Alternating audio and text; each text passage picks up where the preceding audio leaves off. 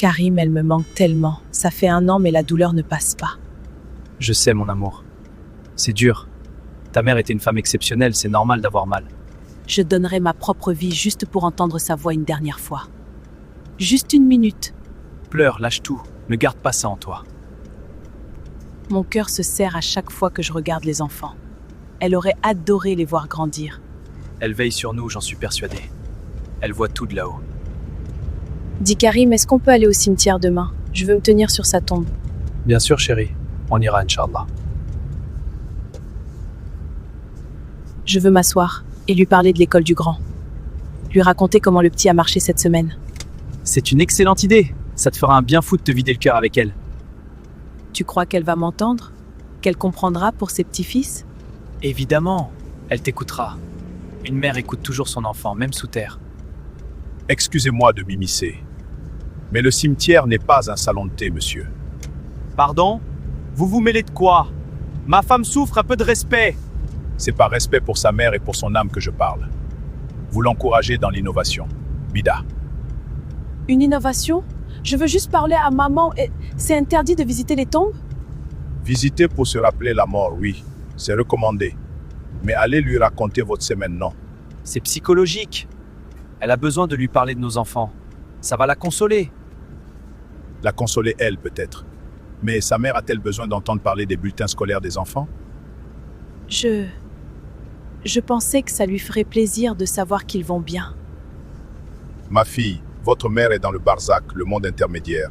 Les affaires mondaines sont terminées pour elle. Mais les morts entendent, non? On leur passe le salam en entrant au cimetière.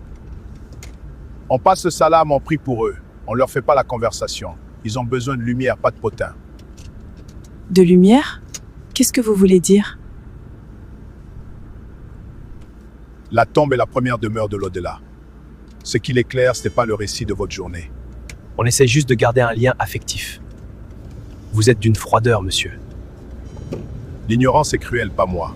Vous croyez la soulager, alors que vous parlez à de la terre au lieu d'agir pour elle. Alors comment je garde le lien? Si je ne peux pas lui parler, je fais quoi? Je l'oublie? Jamais! Vous devenez son action continue. L'islam vous donne une ligne directe, bien plus puissante que des mots. Quelle ligne directe? Expliquez-vous au lieu de parler par énigme. Le prophète alayhi salatu wassalam a dit « Quand l'humain meurt, ses œuvres s'interrompent à l'exception de 3 choses. Une aumône continue, une science utile ou un enfant pieux qui invoque en sa faveur, c'est ça? » Exactement. Un enfant pieux qui invoque pour lui. L'invocation doua. Voilà ce dont votre mère a fait soif. Donc on ne lui parle pas à elle, on parle à Allah le majestueux pour elle. Voilà. Quand vous dites « Ya Allah, Ya Rabbi, pardonne-lui », les anges lui apportent ça comme des montagnes de lumière dans sa tombe. Elle verra cette lumière et saura que ça vient de moi? Le mort demandera « D'où me vient cette élévation au paradis ?» On lui répondra « C'est ton enfant qui demande pardon pour toi. » C'est tellement plus beau. Je voulais la rassurer avec mes mots alors que je peux la sauver avec mes doigts. Je suis désolé ma chérie, je voulais t'aider mais je t'orientais mal. On ira prier pour elle, c'est promis. Allez-y, mais levez les mains vers le ciel, pas vers la tombe. Ne demandez rien aux morts, demandez pour lui. Merci monsieur, mon cœur est apaisé. Je ne pleurerai plus de désespoir. Je vais travailler pour elle. Soyez cette enfant pieuse. C'est la plus grande œuvre de loyauté qu'un enfant puisse offrir à ses parents décédés. Les larmes ne sauvent pas nos défunts, mais nos prières les élèvent. Soyez cet enfant pieux dont les invocations illuminent les tombes. Qu'Allah, les tout miséricordieux, fasse miséricorde à nos morts.